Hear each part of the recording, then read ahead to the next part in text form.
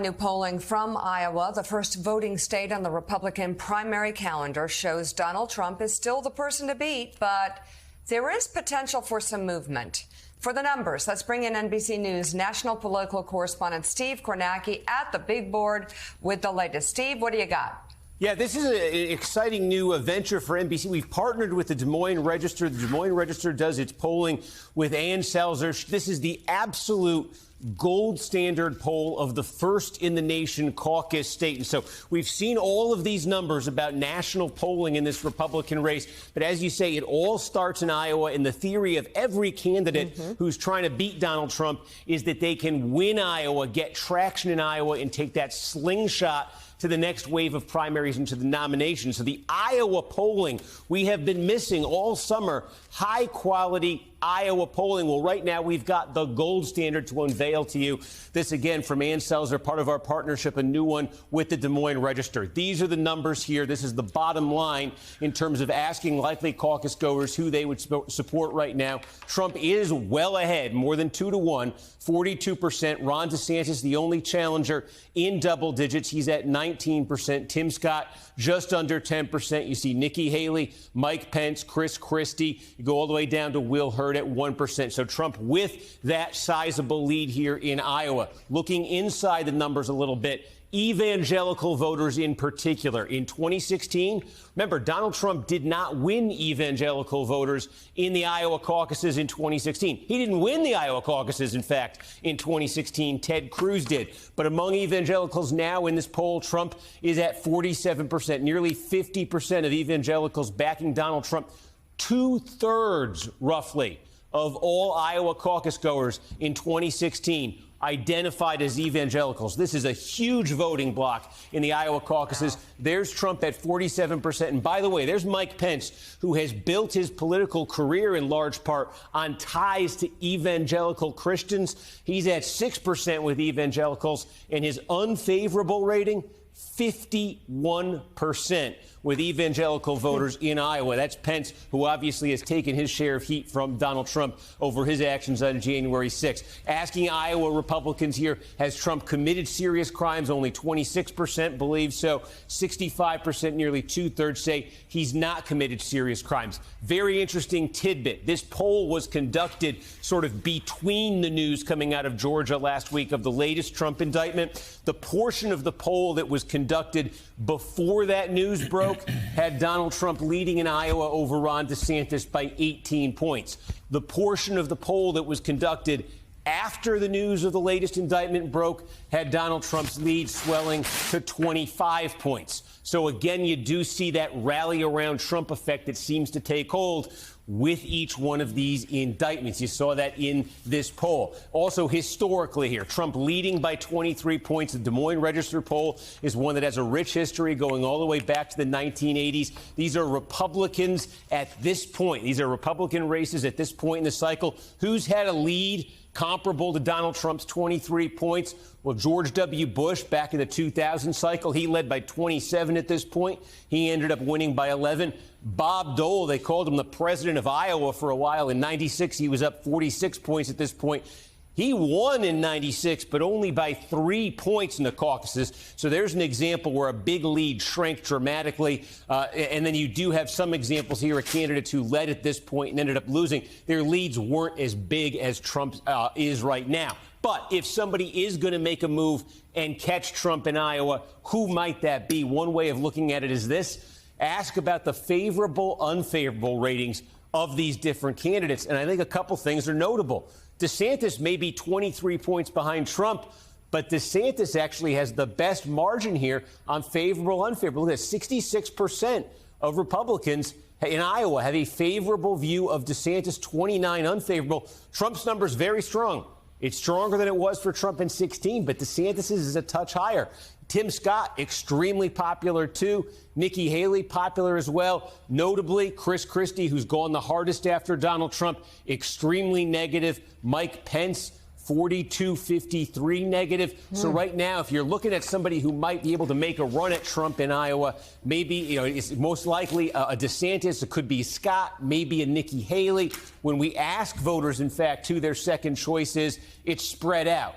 DeSantis gets the highest second choice total, but Tim Scott's right there with 15% as well. Vivek Ramaswamy, by the way, at 12%. So the problem for DeSantis, not only is he 23 points behind, he's very well liked still by Republicans in Iowa. But right now, it's not as if he is the default second choice of all of those voters in Iowa. And one other interesting number I think we can show you here. We just asked voters in Iowa, what's most important to you? Going with a candidate who's closest to your views or electability, a candidate who can beat Biden. And you see about 2/3 said closest to their views on the issues. Interesting split here. The ones saying closest to their views on the issues, Trump with a massive lead there of 30 points. Those looking at electability, Trump leads, but DeSantis is within 10. Scott's in double digits. So the more the Iowa Republican voters focus on that question of electability, that's where Trump starts to get into a closer contest here with his opponent. So, yes, overall, a very big lead for Donald Trump in Iowa, one that historically has portended good things for candidates in that position. But you do see rivals here in Iowa, notably DeSantis, notably Scott, to some degree Haley, who are still very well known and very well liked by Republicans. And we have more than half Republicans in this poll saying their minds not made up yet. That is fascinating. Of course, you look at that 96 drop by Bob Dole. I mean, wow, that was a precipitous drop. Also, Mitt Romney coming back from behind, a good bit from behind. So Steve Caddy K has a question for you. But Caddy, I just have to say, you look at those numbers. He gets indicted with 19 co-conspirators and this RICO charges. He's on tape lying about, trying to rig the election. And you've got the Republican leaders of Georgia, not left-wingers, the Republican leaders of Georgia telling voters he's a liar, saying, no, the election wasn't rigged. They win in the Republican primary there in a landslide. But what happens in this poll? Again, facts don't matter. Again, we don't know what the exact definition of a cult is. And that's for people other than us to determine whether this is, in fact, a cult. But my gosh, certainly it is bizarre that facts just don't matter, that actually his numbers go up after he's indicted in a multi-count criminal indictment to steal an election. Yeah, it's a feature of kind of populism, and it has been for the last decade or so, but has grown more so, that we are in an era of purist politics, not pragmatic politics. And I thought it was so interesting, that question about, do you want somebody who shares your views? Is that more important to you? Or are you going to vote pragmatically and try and vote for somebody who actually could be elected and beat Joe Biden? And a 2/3 majority say, no, what matters to me is the purism of Donald Trump's, what he's offering, the kind of the populism. And I think, that's where the Iowa voters are at the moment. I loved the history, Steve. Are we going to be 96 and see a kind of Bob Dole-style lead kind of evaporate? Or is this going to be more like 2000 and see George W. Bush maintaining his lead better? I mean, that's super interesting. And I don't know, does the polling throw in all of those Democrats who might be sitting home on Iowa caucus night thinking, actually, you know what, I'm kind of bored. I miss the civic tradition of going to the caucuses. I'm going to go along and muddy the waters and vote for some Republican that I like. Have we seen any indication of whether that might happen and how many Democrats might turn out and vote in the Republican caucuses? Well, the one thing that we did look at, and I don't have the graphic to show you here, but independents. We did ask about independents potentially deciding to participate in the caucuses, and that's actually where both Trump and DeSantis did the worst.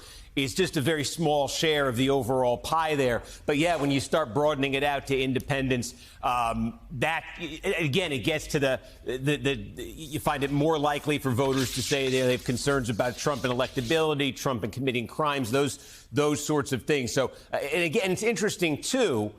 You saw that briefly in the polling coming out of the November midterm. It seems like ancient history now, but there was all sorts of polling, some national, some state level in December of last year, January, February this year, where Trump's lead, again, national, state level, was not that massive. It's actually grown since February or March of this year, really since those indictments began. Remember, the first indictment came in New York City, in Manhattan. That was the first of this wave. And if you had a trend line here, I could show you, but Trump's lead has just grown since that first indictment. So it was almost like there was a rally around Trump effect that was kind of kicked in there. And yeah, you do wonder when you look at this historically. I mean, I remember that 96 one. It was actually Pat Buchanan who came in second place there, just 3 points behind Bob Dole. And then Buchanan went on and won New Hampshire a week later.